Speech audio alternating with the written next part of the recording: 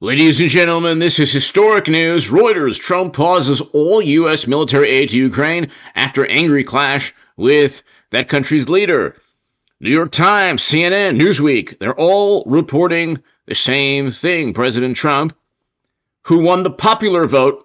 So if you're up in arms and you are outraged, or you're a wonderful, morally superior liberal Democrat told to back certain causes, certain foreign policy, understand that President Trump won the popular vote because people wanted a change in foreign policy. That's how I went from Bernie Sanders. I was the biggest Bernie Sanders booster on the internet, according to the Huffington Post. I was the unofficial scribe of Sanders' most hardcore voters, according to the Washington Post. Foreign policy is why I went from Sanders to Trump. Okay, Bernie Sanders wants to prolong and perpetuate and continue never-ending quagmires military conflict. Trump does not. Okay, I'm going to say this really quickly, and then we'll get to the Oval Office meeting with Mr. Zelensky and President Trump. President Trump is a man of peace. If you don't see that as a reality, or you think that's nonsense, understand that we didn't have an invasion of that country under Trump. We had the invasion under Biden. There's zero rebuttal the Democrats can give. There's absolutely zero rebuttal. Why did the Kremlin invade? Why did Russia invade during Biden's tenure? So Trump is a man of peace. Paul Bartlett, thank you. To my super chat, thank you so very much.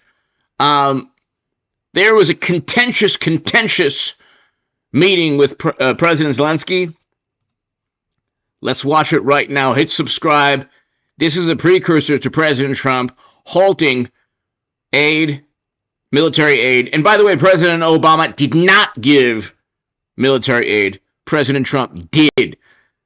Everything that you heard about Trump from Democrats and media has been almost all of it has been an outright lie or lie by omission. So hit subscribe to this channel right now. Be here tomorrow. We'll talk about this. Let's get started. To your super chat, by the way, Paul Bartlett, thank you, sir, in Australia. To my viewers in Australia, I love you. Thank you so very much. In the UK, around the world, Nigeria, South Korea, Japan, everywhere around the world. Thank you, India. Thank you so much, very much for watching. Let's get started. Ukraine is fighting and Ukraine lives. This is very important. And maybe it's Putin is sharing this information that he destroyed us. You know, he lost 700,000 people, 700,000 soldiers. He lost everything. Yes. So, Mr. President, one more. I mentioned Poland. Please go ahead. When did you last speak with President? Get matched.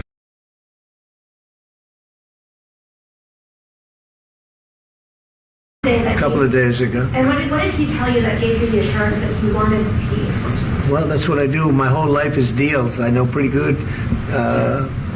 And I've known him for a long time. I've dealt with him for a long time. He had to suffer through the Russia hoax. You know, Russia was a hoax. It was all Biden. It was nothing to do with him. So he had to suffer through that, and he was able to do that. I think that he wants to make a deal, and he'd like to see it end. That's all I do. That's what I do. My whole life, that's what I do, is make deals. And I'm in the middle of a mess, because this is a real mess. It's a very dangerous one.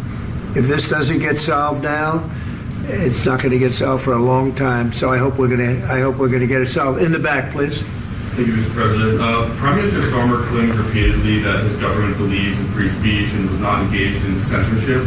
But his country's government arrests people for memes and thought crimes, and even more worrisome is pressuring American companies to censor Americans on its behalf. How can he be a reliable, trustworthy partner when he says things that are demonstrably false on such an important topic? Well, we actually spoke to him about that yesterday, and we thought they took it very, very much too far. JD was very strong on it. So was I. So was Marco, and we've been speaking to him about it. Marco, would you like to say something about it? Yeah, we have concerns, obviously, with the conduct of those, particularly as it impacts Americans. And there's real concern that American speech, which is online, could fall into the hands of British or any country's jurisdiction. And so this is a point the Vice President made at Munich, and I think it's a very compelling one, that what unites us with Europe, as much as anything else, is these shared values, and one of them being free speech. And so if Americans are threatened by it, we're going to need to take action in that regard. Mr. President. It's actually a very important question. We spoke about this in detail with the Prime Minister, the Foreign Secretary, and others at lunch yesterday. And I know that Secretary of Commerce Lutnick followed up in private meetings last night. This is really important. We believe Americans have the right to speak their mind, even if we in this room disagree with them. They have the right to speak their mind in the public square, which is often online these days. And we're going to defend that right as it pertains to American companies and American citizens vigorously if we have to. I do think that under the President's leadership, we're going to find common ground with our friends in the UK on this question, but it remains to be seen. The principle that will guide us is we believe in free speech in this country, and we'll fight for it for American citizens. Mr. President, on the deal, is there any other oil and gas component to the deal? Is it all critical? A little bit. We'll see. On LNG? But we're not really looking for that so much. We got a lot. We have more than anybody in the world, by far. So no, we're not talking about it too much, but a little bit. I think it affects also, but for the most part, no. And sir, is there any agreement from Ukraine to purchase U.S. LNG as part of the deal, or is that on the table at all? No, we don't need that. Some of those Mr. President, I minerals just are wanted in to the ask you Mr. about President. you just mentioned that you'd spoken to Vladimir Putin a couple of days ago. Just to be clear, that's a new call, not the one that you... I've spoken to him on numerous occasions. Okay. And how was the latest call? What did you discuss?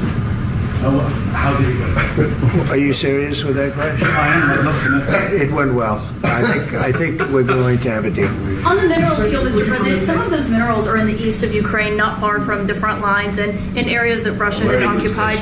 Will you direct President Putin to withdraw his forces from those areas if there's U.S. interest? Well, we'll take a look at the time. We have a lot of area.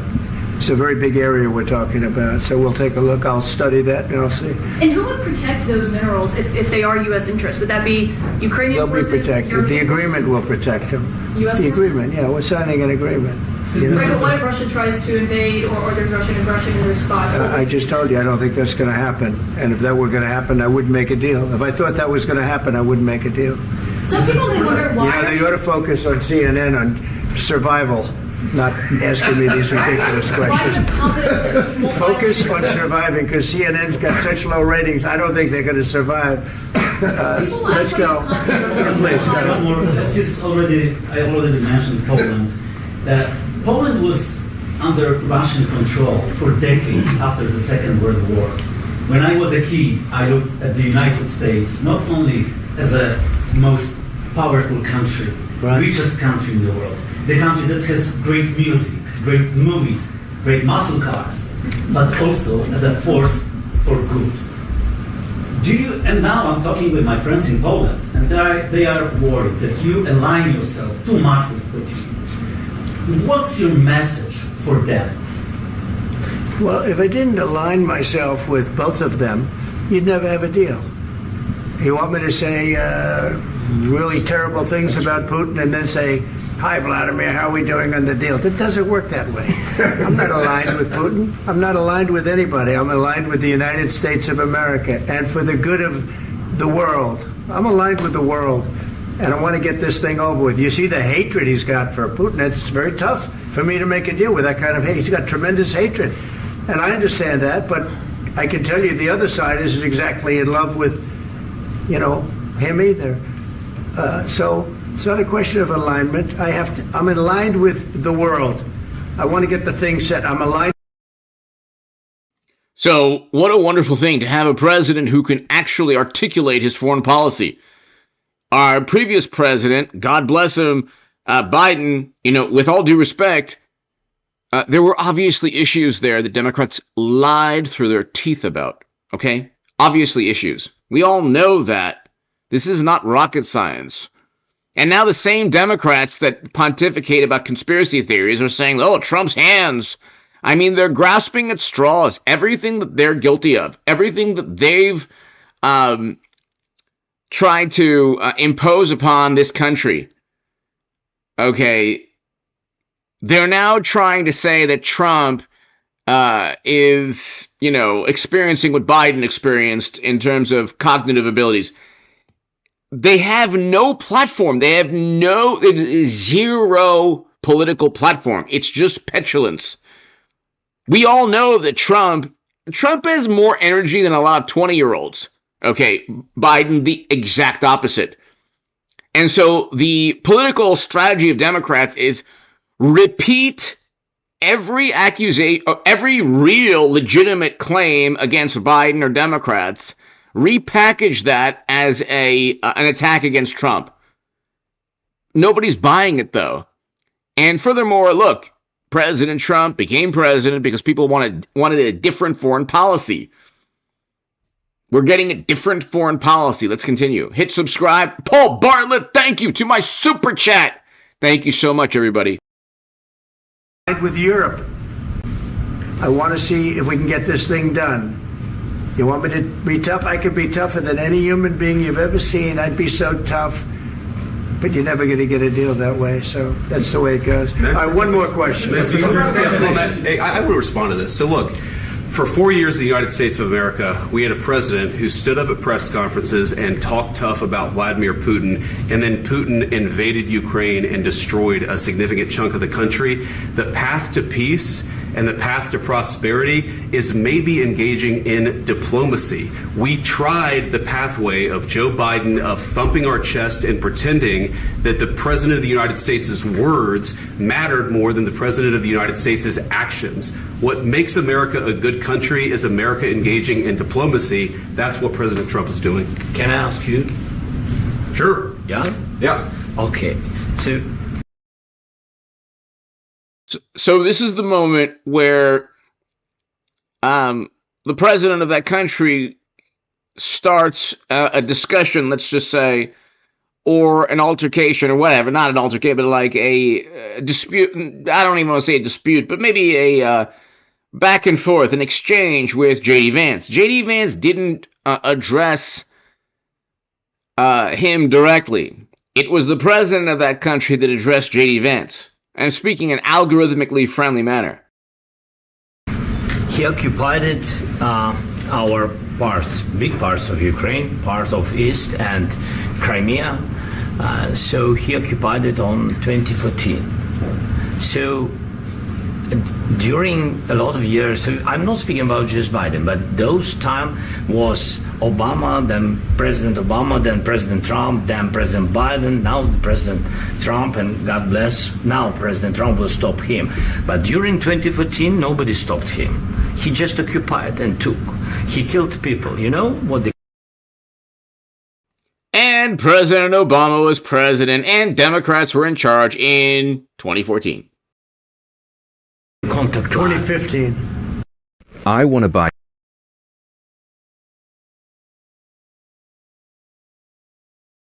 2014 and 2015. 2014. Yeah. So I was not here. Yeah, but that's exactly right. Yes, but during 2014 till 2022, yeah, the situation the same. The people have been dying on the contact line. Nobody stopped him. You know that we had conversations with him, a lot of conversation, my bilateral conversation, and we signed with him. Me, like a new president in 2019, I signed with him the deal. I signed with him, Macron and Merkel. We signed ceasefire. All of them told me that he will never go. We signed him with gas contract.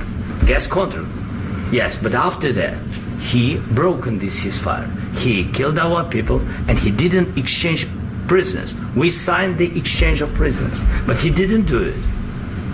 What kind of diplomacy, JD, you are speaking about? What do you mean? I'm talking about the kind of diplomacy. So, what kind of diplomacy, JD, are you speaking about? So, that was a direct confrontation to the vice president. I mean, that was I don't want to say a challenge to J.D. Vance, but that was, stepping up the rhetoric. You'll never hear this, okay? And this live stream, It's late at night. Not a lot of people are watching. Sometimes we get 50, 60,000 views. Sometimes we get 2,000 views. But it's late in the evening. Not a lot of people are watching. And God bless you all, everywhere around the world. If you're watching right now, I love you. Thank you. But most people on the planet listening to this don't realize that J.D. Vance is responding to President Zelensky. He's not being belligerent. And so that's how media lies by omission. They're like, oh, it was a catastrophe. No. Trump and J.D. Vance were responding. Say that slowly, Politico and New York Times and MSNBC and CNN and The Atlantic. Trump and J.D. Vance were responding. Okay, they were being asked a question by that president. It's going to end the destruction of your country. Yes, but if you Mr. President, with respect, I think it's disrespectful for you to come into the Oval Office and try to litigate this in front of the American media. Right now, you guys are going around and forcing conscripts to the front lines because you have manpower problems. You should be thanking the president for trying to bring it into this conflict. Have you ever been to Ukraine? That you say what problems we have? I have been to. Come once. I've actually watched and seen the stories, and I know what happens is you bring them on a propaganda tour, Mr. President. Do you disagree that you've had problems bringing people into your military? And do you think that it's respectful to come to the Oval Office of the United States of America and attack the administration that is trying to prevent the destruction of your country? A lot of questions. Let's start from the beginning. Sure. First of all, during the war, everybody has problems, even you, but you have nice ocean and don't feel now, but you will feel it in the future. God bless. So Trump was 100% right here. Check this out. And thank you for the kind words, everybody. Paul, thank you so very, very much. And thank you, Robert, for the kind words. Thank you, Robert. I greatly appreciate it, Paul and Robert and everybody here. Don't know that. God bless. God bless. You will not have a war. Don't tell us what we're going to feel. We're trying to solve a problem. Don't tell us what we're going to feel. I'm not telling you. Because you're in no position. What president? You think Biden or President Obama or Bush or even Reagan? Reagan might. But you think Bill Clinton? Well, man, honestly, not a fan of the Clintons, but Bill Clinton was actually a decent. I'm not saying he's a good human being. I don't think he is, but he was a good president, Bill Clinton. Overall, not as good as Trump, not nearly as good as Trump, but being fair. In terms of foreign policy, Clinton was okay. He was good. He was okay to good. Trump is the best president. You could say Reagan also, if you look at what took place under Reagan in the aggregate, not. Yeah, there were some things that were pretty bad, but in aggregate, Reagan, Trump, especially President Trump, much better than Bush and President Obama. President Obama, his foreign policy destroyed Libya. Bush, we don't even have to elaborate. Bush was a catastrophe. And that's why Trump is so much better than an establishment Republican and a lot better, infinitely better than a Democrat. And would we have this type of interaction if, for example, Biden were talking to President Zelensky or anyone else was? Okay, don't tell us how we're going to feel. That is important. That's a very, very crucial and consequential statement. Position to dictate that. That's Remember exactly what this. You're in no position to dictate what we're going to feel.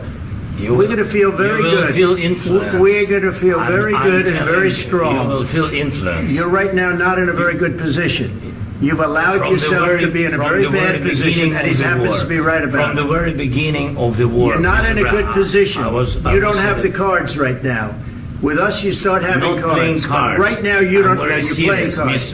You're playing cards. You're gambling with the lives of millions of people. You're gambling with World War III. You're gambling with World War III.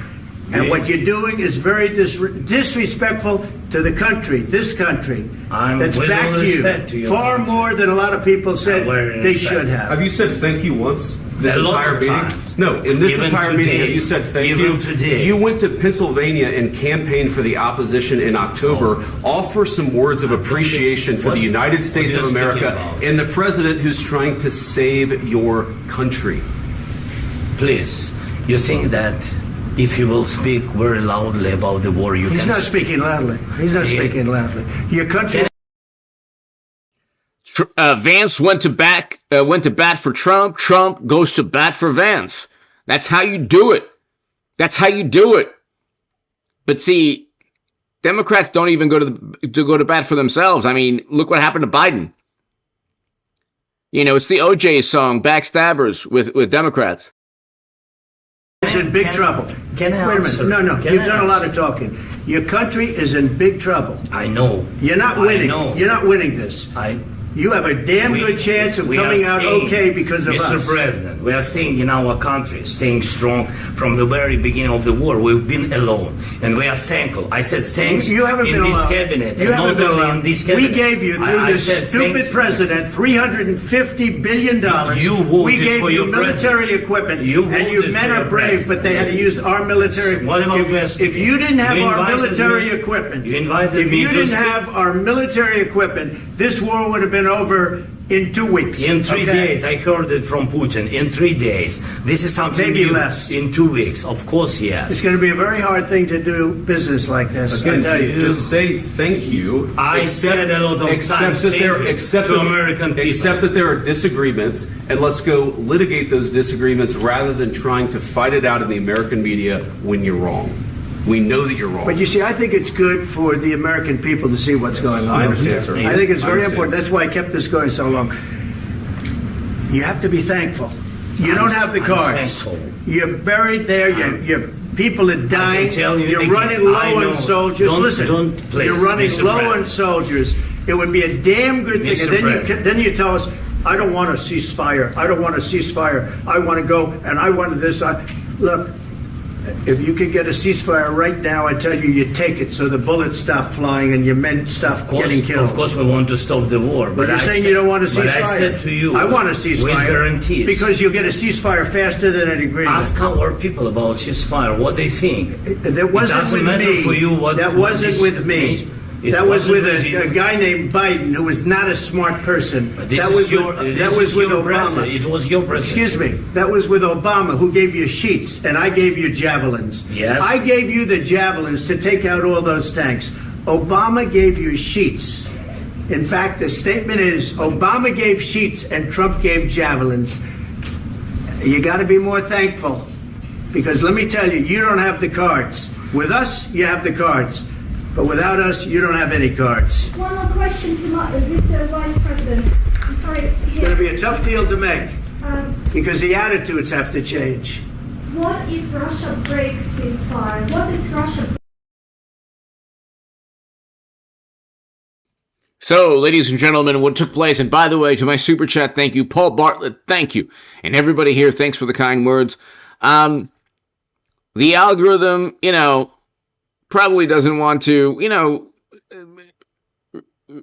there are top channels talking about this, and I haven't really focused on this the past couple of years. So, it's not going to be a well-performing video, or live stream, but this is historic, and it's historic because Trump won the popular vote. He won the popular vote because people want an end to potential nuclear confrontation.